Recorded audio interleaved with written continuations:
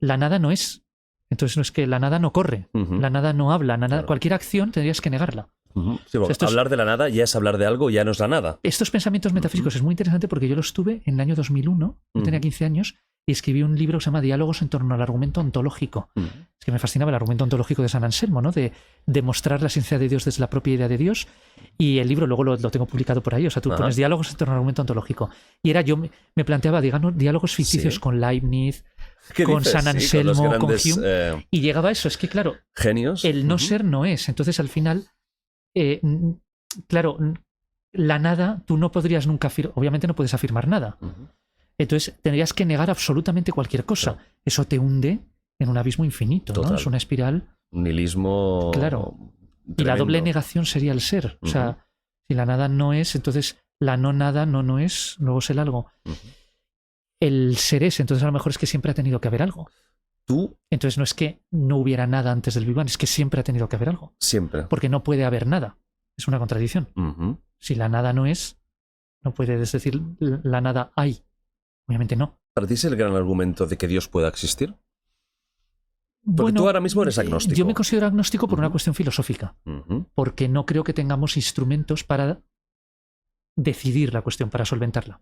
¿Tú antes sí creías en Dios? Yo he sido muy religioso. Muy religioso. Y reconozco, a ver, que a veces tengo cierta nostalgia de la fe, porque para mí la fe ha sido muy importante. Todo esto que me decías emocionalmente, es un buen colchón la fe, desde luego. Sí. Es un muy buen y yo creo que colchón. también en esa...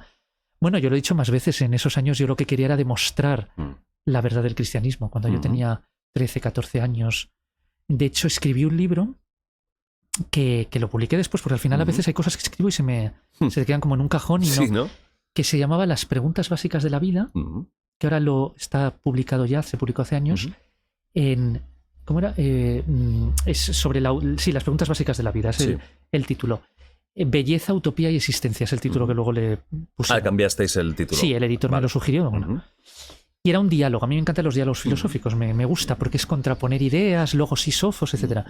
Pues muy Platón. Ese diálogo abordaba la esencia de Dios, la inmortalidad del alma, cuestiones clásicas, el valor de las religiones, y yo quería demostrar que el cristianismo, en concreto el cristianismo católico, era la verdadera, la religión suprema, ¿no? Suma. Y sí, a veces releo y digo, anda, había argumentos sobre muy escolástico, muy... Sí, muy ancorado en... Sí, pero bueno, pero que estaba muy bien armado, ¿eh? O sea, lo puedes leer, además no he cambiado solo algún error que hubiera ortográfico, pero no he cambiado. No has tocado... De hecho, mi estilo ahora es muy distinto y hay cosas... No he querido tocar nada.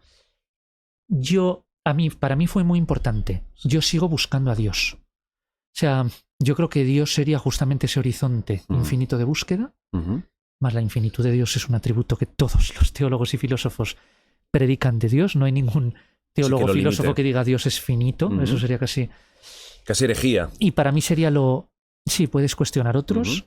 Por ejemplo, en la Cábala, la tradición de Luria, por ejemplo, Dios no es renuncia a su omnipotencia. O sea, Dios no es omnipotente, pero es omnisciente. Es un tema curioso. Yo, en la concepción que he intentado desarrollar de Dios es infinito. Y para mí Dios no es perfecto, está siempre haciéndose más perfecto. Lo cual parece una contradicción, porque dices, si es perfecto ya es... Claro, pero esto es como si tú me dices el último término de los números primos o del conjunto. Nunca habría un número término, un último término, siempre podrías añadir. Entonces es tan perfecto que siempre puede perfeccionarse aún más. Es la serie que no tiene término. La perfección infinita. Pero no solo términos particulares, sino la propia serie. Es como una serie que está siempre por encima de sí misma. Es una cuestión de perspectiva, quizás, en sí a lo mejor si es actual, para nosotros potencial, bueno...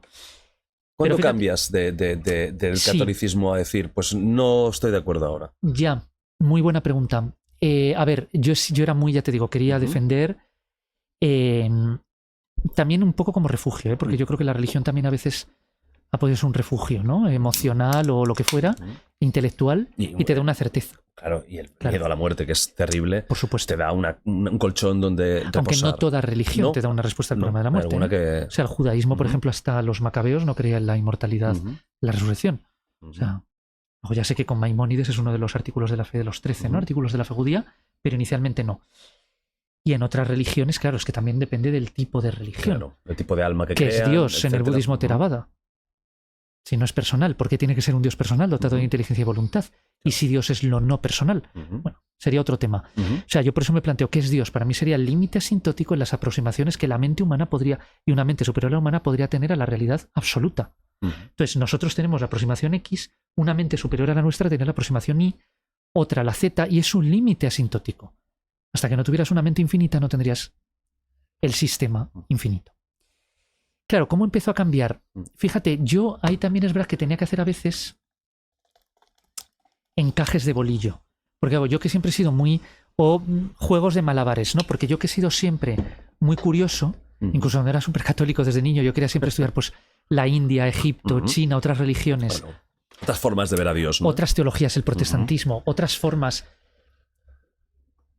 Claro, y entonces al final, pero yo seguía creyendo que había una que era la verdadera y que las demás con respecto a ella eran... ¿Tú creías en el Dios católico? Es decir, el Dios protector... Sí, era el tipo de Dios que tú creías, el más personalista, vamos a decir, el Padre. Sí. Sí, y además la Biblia me la he leído, bueno, me la he leído entera, o sea, no te exagero, incluso los deuterocanónicos, por supuesto, o sea, todo. Sí, claro, y luego hice un doctorado en eso, o sea, que me lo sobre la Biblia. Y he leído muchas las obras religiosas de la humanidad, casi todas las importantes, Vedas, Upanishad, Corán, Popol Vuh, o sea, todos. El Avesta. No, pero volviendo a eso, sí, claro, como yo tenía esa curiosidad que es desde niño, para mí la religión y el catolicismo era como un asidero, ¿no? Es decir, salgo, pero vuelvo al redil, al hogar. Tu casa, decías, Exitus reditus, ¿no? O sea, salgo del paraíso, pero sé que puedo volver al jardín del Edén. Una seguridad intelectual y emocional. Y luego también me gusta mucho la figura de también todas las aportaciones del cristianismo y de la iglesia, intelectuales, históricas al arte. Incluso yo he tenido siempre y sigo teniendo amigos sacerdotes, obispos, o sea, he tenido... Somos católicos nosotros, aunque no creamos en Dios, ni en...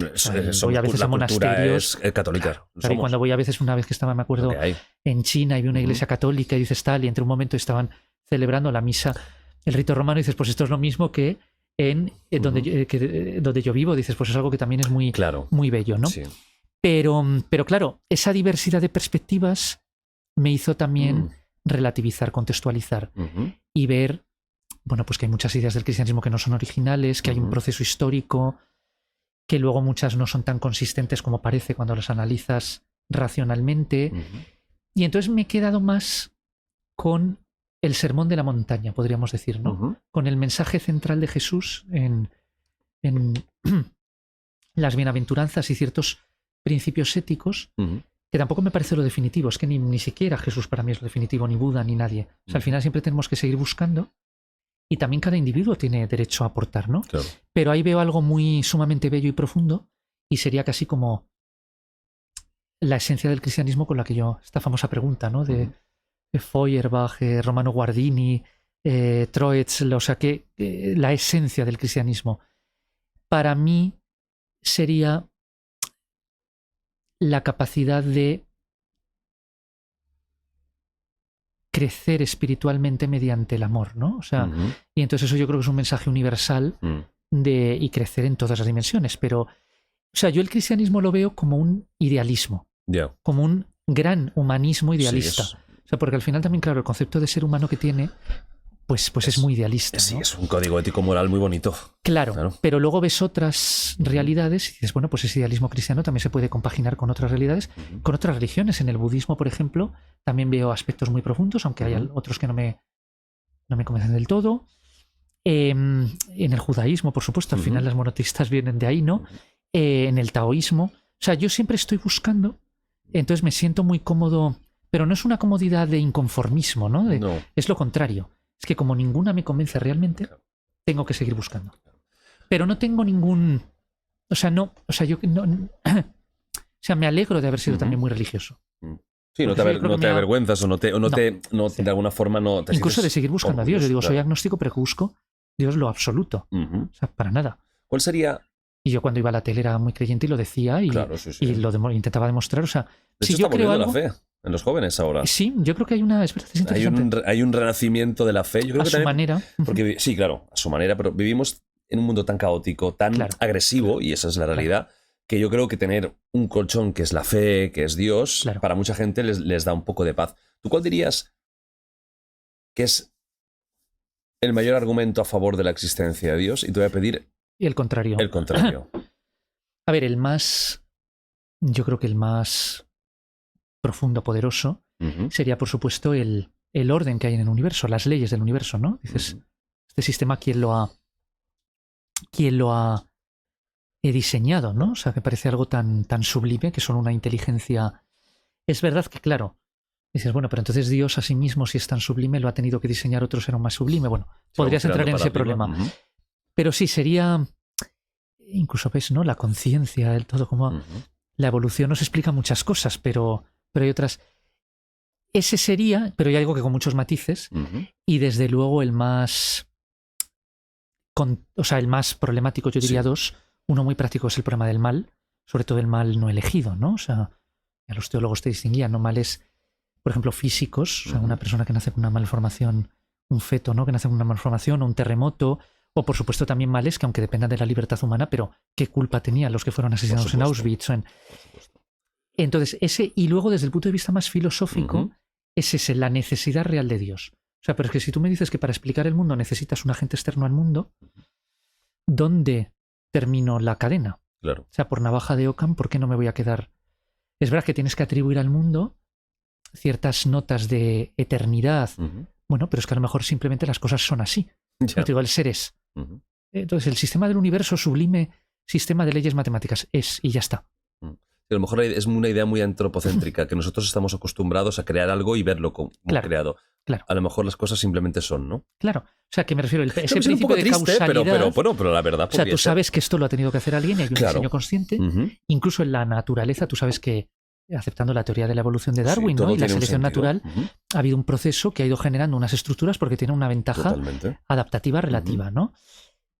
Pero ¿por qué el universo como tal tiene que tener una causa? Ha de tener una causa. Eso ya es otra... sí, yo creo que es algo... O a lo mejor hay una infinita cadena de causas hacia atrás y hacia adelante, no lo sé. O sea, yo creo que ahí es la fe, el salto te lo da la fe. Pero es verdad que tener una visión religiosa y de Dios, en muchos aspectos yo creo que da un sentido a la vida que a veces, lo hablo con más amigos que son agnósticos, ateos, ¿no? Y dicen, pues sí, cierta añoranza, ¿no? Pero bueno, ya te digo, yo hay cosas incluso, a Dios no lo ha visto nadie, ¿no? Pues dice la Biblia, se ve en el amor al prójimo, ¿no? Claro. O sea, que entonces, ¿de qué me sirve que tú me digas que crees en el credo niceno-constantinopolitano y que tienes todos los dogmas si luego eso no se practica? O sea, ¿de qué me sirve que me digas que crees en la Trinidad y que crees que hay tres personas y una naturaleza y tal?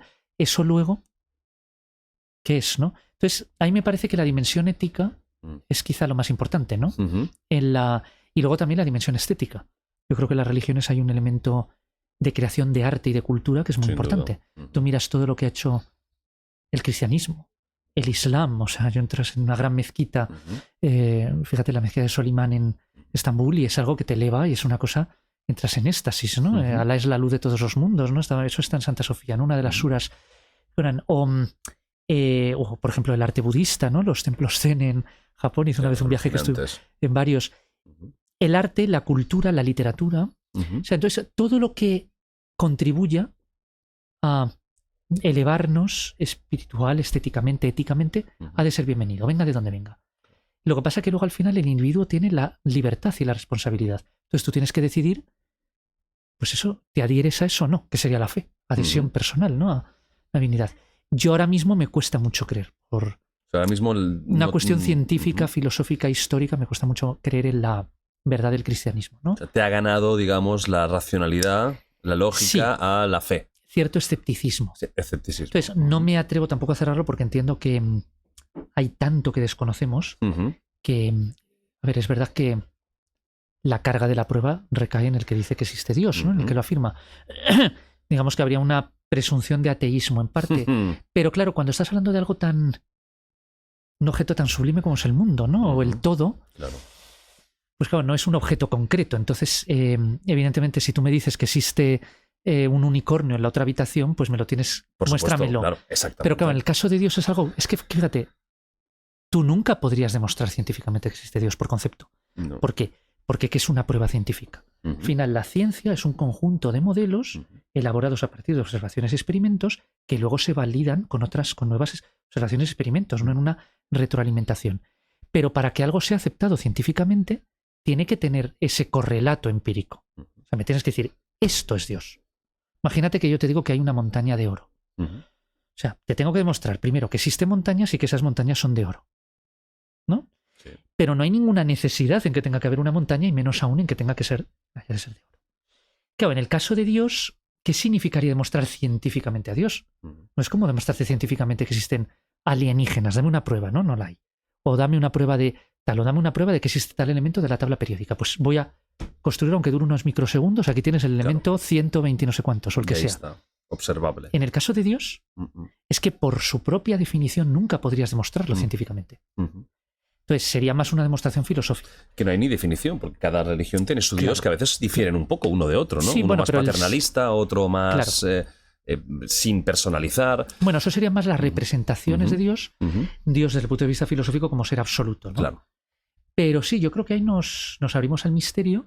Entonces yo casi por la postura que intelectualmente me satisface más es el agnosticismo. O sea, entendiendo mucho y conozco mucho de la tradición cristiana y he leído muchísimo y de la teología y tengo buenos amigos teólogos y admiro, ¿no?, a grandes teólogos que ha tenido también el cristianismo. Fíjate, Teilhard de Chardin, Rahner, Ratzinger en el ámbito católico, fíjate, Bultmann, que para mí es el mejor teólogo del siglo XX, que era luterano, que además tuve la suerte en Harvard de ir a clase con un profesor que había hecho el doctorado con Bultmann, Helmut Kester, y yo creo que la teología es un gran esfuerzo intelectual, ¿no? La fe pensada es un esfuerzo intelectual notable, pero al final son hipótesis tras hipótesis que no has comprobado y que muchas veces dependen del lenguaje simbólico.